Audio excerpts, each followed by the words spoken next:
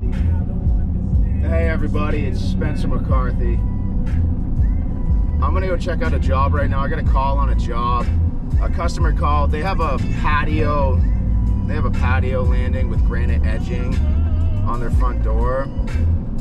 And what happened was one of the pieces started leaning forward a little bit, which opened up a gap and cracked the polymeric sand.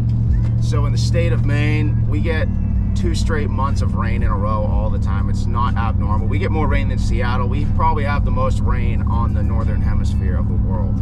We get a lot of rain. So for stonework, that makes stuff very tough because it's heavy and it has no support under it, which is why I've started to opt personally for a lot of concrete since it's gonna have the most support. It can't get watered down. So anyway, we're gonna go check out this job, and they did the smart thing about calling ahead and just getting it done before it became a huge problem. I guarantee you this bill would have tacked on another $1,000 had they waited. But they didn't. They called ahead, so now we're gonna go deal with it, take care of it. So I'll see you guys on the job.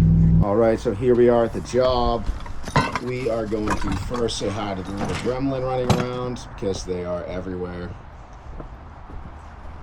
And I'm 28 years old. I'd like to stay that way. I don't want to be one of these old, decrepit 40-year-old stonemasons, so make sure you wear your knee pads.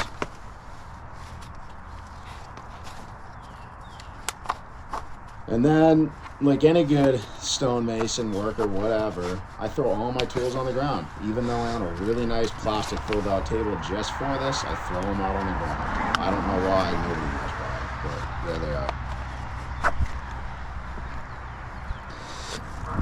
And you'll notice we need to scrape up that old poly. You have to get it out of the way. It's going to come up with a bunch of spaghetti. It's just long, rubbery strands. And I'm going to be fast forward in this video. I'm going to be chunking pieces out of it just so you guys can see what you need to see. There's no fluff in this video. It's just meat and potatoes because I'm here to teach you guys and not waste your time. And even if you're a homeowner, you can definitely benefit from these videos. You're going to see a lot of unique ways of doing things, which is pretty much whatever's on the ground in front of you turns into a tool, no matter what it is.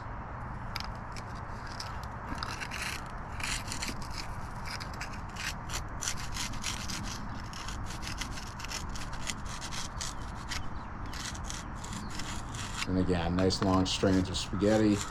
And before we start smashing that granite in, what we're going to have to do is we are going to have to make sure that there's no more poly in between the granite and the pavers. If there is, what happens is you smash on that granite and you do it too many times, it's not moving enough, and it cracks in half.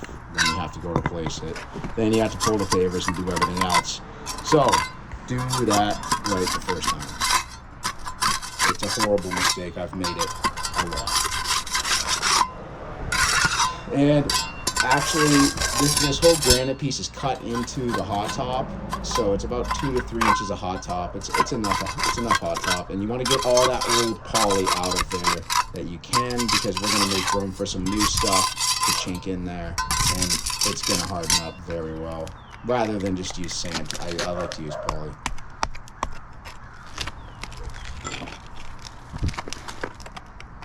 And this is some cement. The joints were tucked with, it's actually not cement, it's mortar. The joints were tucked with mortar on the ends, and it just popped. It gave out over time.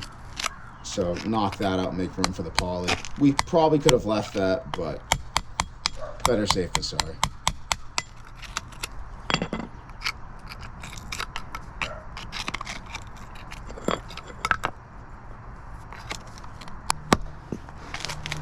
All right, now you can see I just took my 3-pounder and I smashed my crowbar in, and we're gonna get the stone worker's best friend, the dead blow, and smash that back in while we hold pressure on it. And it does not take a lot. Just put some pressure on it with that bar, nothing crazy, and just give it some wax. It will settle in very nicely.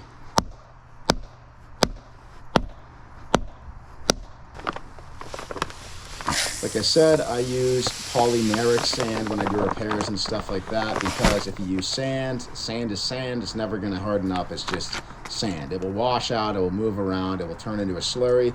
But if you do your repairs with poly sand in its place, it will harden up and turn into a very good glue, solid material. And that's what will hold your projects together and stop you from getting callbacks. And always make sure you give that granite a knock, and that's going to help settle in all of that polymeric. And you can see I snuck in some pea stone. Pea stone is a really good coarse material to help that stuff actually bind up and stay where it needs to. I mean, it's holding back a big slab of granite, so it's very nice to have that coarse material in there.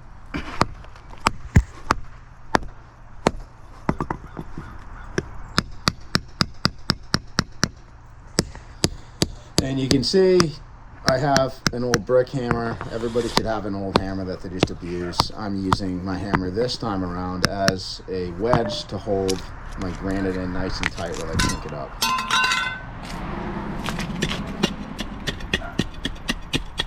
And again, these pry bars are amazing. Everybody should have one, especially for situations like this. They do a really good job of chinking that rock and all that rock and poly in there.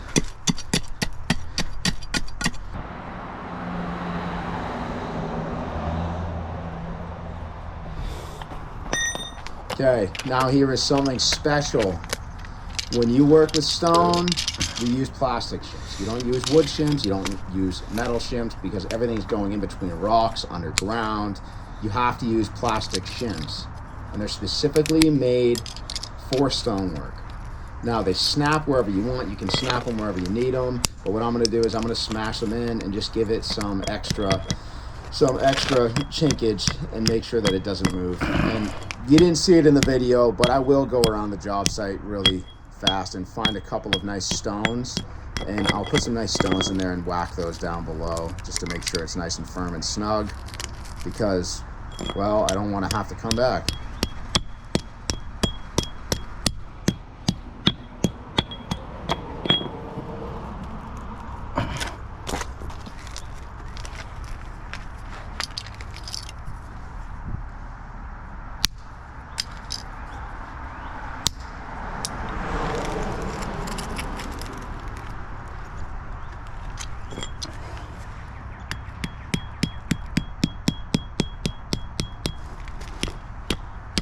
Once your shims are in, you can see that granite is very stout. Now, before you apply any polymeric sand or anything like that, you need to make sure that your work is solid. Don't rely on glues and don't rely on polymeric to hold your project together before it's done. They're an added bonus, okay?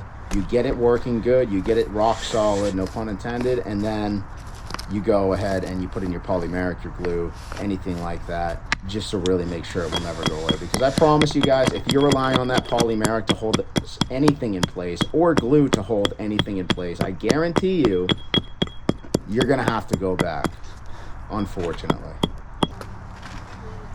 Now, just as you can see, I'm just topping it with some more poly sands, cleaning it up.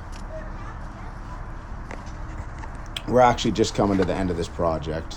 Like I said, I tried to keep this fast. It did happen fast in real life. I didn't have to cut out as much as you would think. And you can also see those pavers are wet. You do not, and I repeat, you do not want to let poly hit a wet paver, because the glue is so messy and sticky and such a pain to get off of pavers. Just do your best to keep it clean cut, because I promise when it's stuck on that paver, you're going to regret it.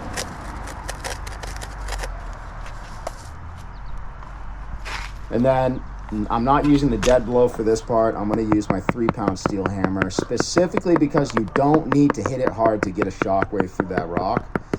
And what that's going to do is that's going to make sure that all that poly is settled in there. Like I said, when we started this project, this project did not have a lot of material loss. It was just enough to start tipping that granite back. And anyway, now, again, just using a rubber strip just to block the end, right? Even if this strip were to fall out, this is just an old strip of poly. Even if this old strip were to fall out, that new poly would be cured right behind it and it would still look good. So, usually something I use glue for to hold it back, but anyway, that was right there. And again, give it some taps.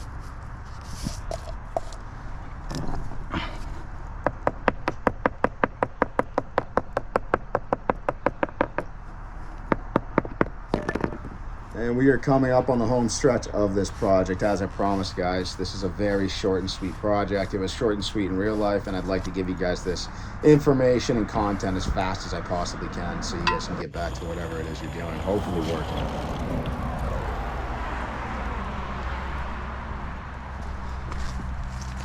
And when you're dumping water on poly in a situation like this, you have to be gentle because it will just blow all over the place. It's a very, very, very fine sand. It's actually not sand, you guys get it though. And you do want to saturate it pretty good because you want it to cure all the way down, because poly does act as a glue and it is incredibly sticky. But that only matters if it gets enough water. And again, just cleaning everything up, doing the final touches so I could sleep good at night. And that's it, guys. Now you'll get the cut out to the last part of the video. I hope you enjoyed that.